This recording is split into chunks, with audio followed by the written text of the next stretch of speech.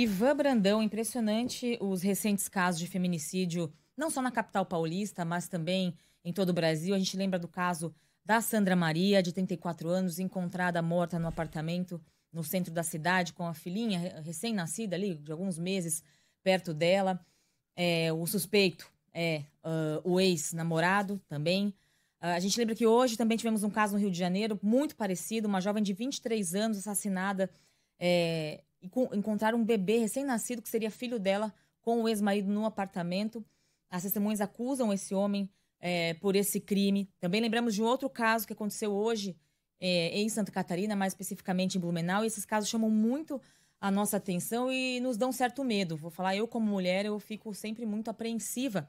E por isso a gente vai chamar aqui para a nossa conversa a desembargadora Ivana Davi, do Tribunal de Justiça de São Paulo, que inclusive foi responsável por implementar a primeira vara de violência doméstica da Corte. Está ao vivo aqui com a gente. Bom dia, doutora. Obrigada aí por aceitar o nosso convite. Bom dia, Mayara. Bom dia, Ivan. Bom dia, ouvintes da Band News. É sempre uma honra para nós.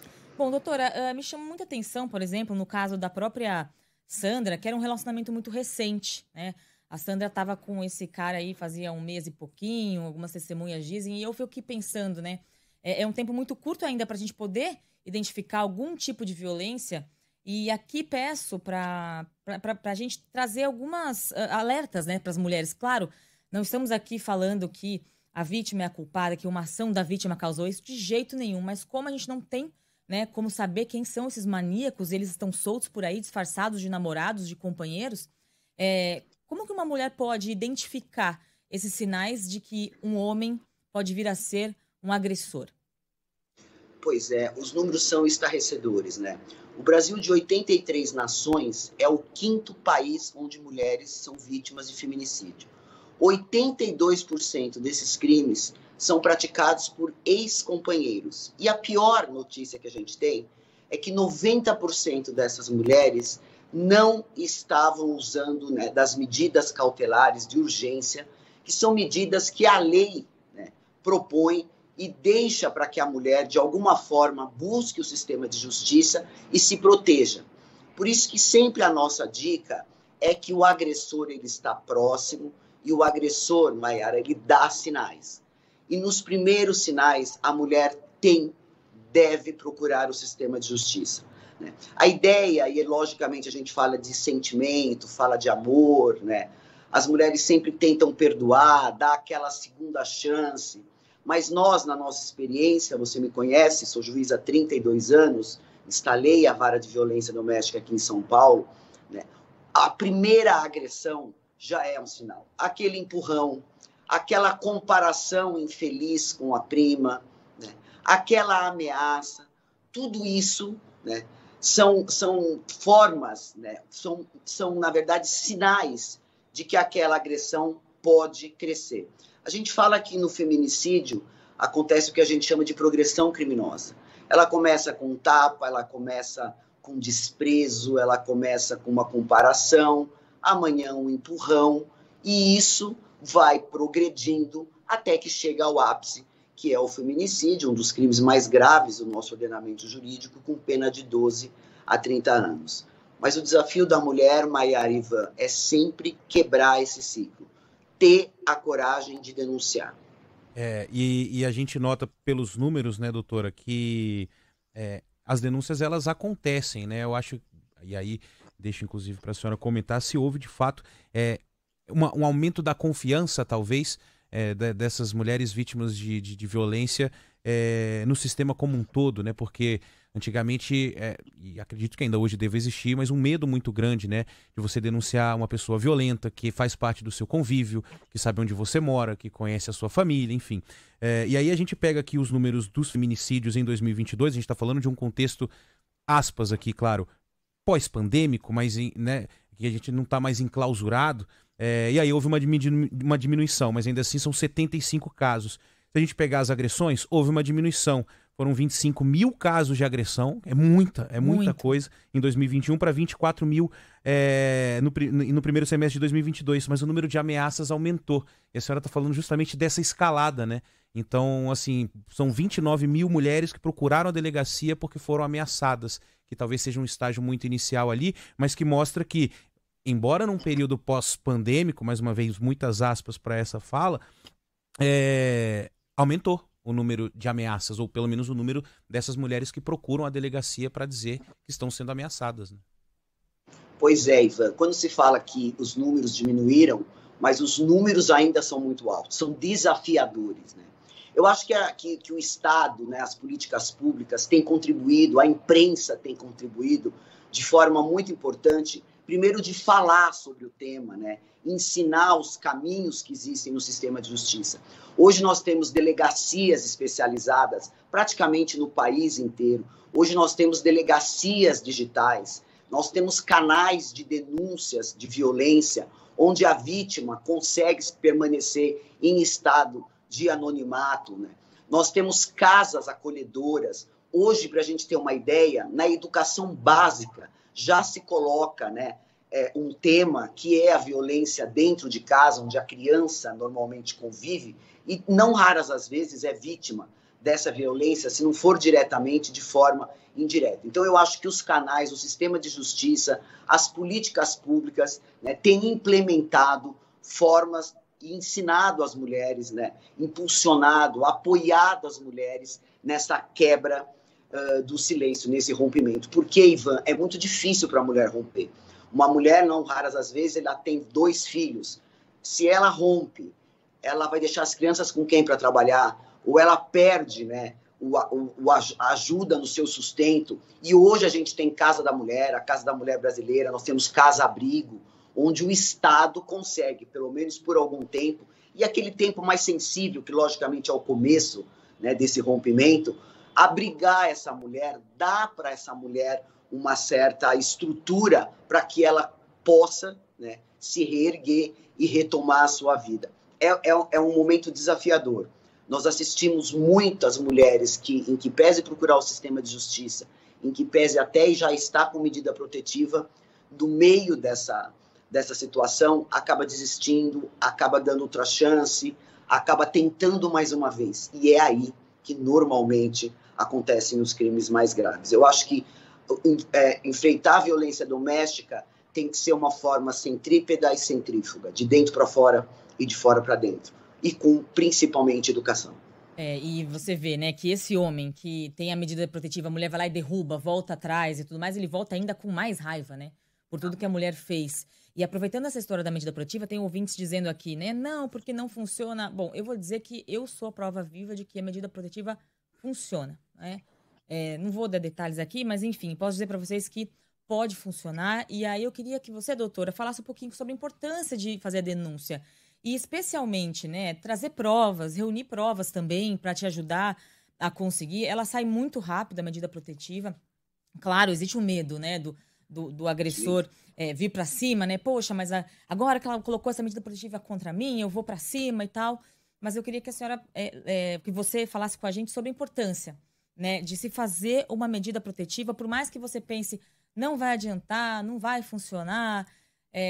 Acho que é importante a gente incentivar, né, doutora? Risco sempre tem. Com medida protetiva tem, sem medida protetiva, pior ainda. Em algum momento vai ter que se quebrar, né, essa regra. E ainda nós temos a experiência que, se para algumas não deram certo, para a grande maioria ainda funciona. O sistema é gigantesco, nós temos mais de 110 milhões de mulheres no nosso país, com diferenças, né, culturais, estruturais, num país, obviamente, com tanta desigualdade como a nossa. Mas eu tenho certeza, como você, Mayara, que a medida protetiva ainda é uma boa resposta, né? As mulheres devem sempre ter o cuidado de gravar, de fotografar, guardar as mensagens, né? Quando tiver uma testemunha, anotar o nome dessa testemunha. E, em qualquer dúvida, aciona a Polícia Militar, aciona o botão do pânico das guardas civis, que quase toda a cidade tem. Peça ajuda, né? Não tenha medo de, eventualmente, não ser um caso de violência doméstica. Peça ajuda. Na dúvida, procure o sistema de justiça. Na dúvida, se abrigue. Tente ir para a casa da mãe, você tente ir para a casa de uma vizinha. O que a gente percebe é que, às vezes, naquele titubeio, naquela vontade de dar mais uma chance, é que a mulher acaba sendo vítima de um feminicídio, né? Então, o sistema de justiça funciona muito rápido. Procurar uma delegacia de polícia hoje nas cidades onde não tem juiz ou ele está distante, o delegado de polícia tem atribuição para ele, delegado, já mandar afastar o agressor de casa, aí remete à justiça e em 24 horas a medida já está apreciada. É desafiador o tema, mas o que tem que ficar colocado aqui é que a mulher deve procurar abrigo, a mulher deve procurar ajuda, por mais difícil que seja esse começo. Nós temos delegacias virtuais, nós temos delegacias eletrônicas, nós temos a Polícia Militar, as guardas civis, né, todo o sistema de justiça e principalmente de policiamento ostensivo, que é treinado exatamente para fazer, né, para atuar nesse primeiro momento que é muito difícil quando uma mulher resolve denunciar.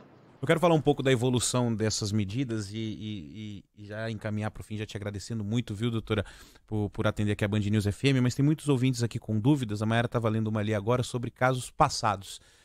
O que diz a lei sobre... Porque isso acontece, né, quando a gente noticia, por exemplo, aqui casos de estupro, né, que é um caso e de repente outros aparecem porque as pessoas reconhecem o agressor e aí buscam também denunciá-lo. Em relação à agressão, à violência contra a mulher, isso também tem algum tipo de prescrição? Quer dizer, uma pessoa pode procurar hoje a uma delegacia e fazer uma denúncia por algo que ela já sofreu no passado? Essa é uma dúvida de alguns ouvintes aqui no nosso WhatsApp. Com certeza, né? Se não tiver o prazo, né, depurador desse crime não tiver prescrito, logicamente que essa violência, ao qualquer termo, pode ser levada à delegacia de polícia. Claro que existem condutas criminosas, ameaça, por exemplo, que existe um prazo de 6 meses para ser denunciado. Mas no estupro, né, numa violência mais grave, no stalking, que é uma mudança que teve agora recentemente, em 2021, que é aquela perseguição que acaba tirando toda a vida da mulher, que ela passa o tempo inteiro em pânico, e hoje nós temos, inclusive, a perseguição por meio digital, que também tem tirado a tranquilidade, e a perseguição, ela é um sinal, né, que aquele perseguidor, ele pode, sim, chegar a te matar cada vez que ele se sente, né, frustrado naquela aproximação que ele quer da vítima. Então, ainda que o crime tenha ocorrido há tempos atrás, por exemplo, como estupro, abuso sexual e outras condutas criminosas que envolvam, né, a mulher, se não tiver passado o tempo de prescrição, e normalmente esses crimes têm uma pena muito elevada, e a prescrição também demanda mais tempo, deve procurar o sistema de justiça, sim. Nós temos casos, por exemplo, de violência sexual, onde o autor do crime é reconhecido, apontado, e outras vítimas, né, acabam reconhecendo e denunciando. Aliás, nós temos um caso de violência doméstica, essa semana que foi noticiado, onde um agressor teria machucado a sua atual esposa. E a outra esposa anterior teria ido também noticiar, falando que quando ela convivia com esse indivíduo, ela também foi vítima de violência doméstica. Então vejam como é importante falar sobre isso, como é importante noticiar, porque também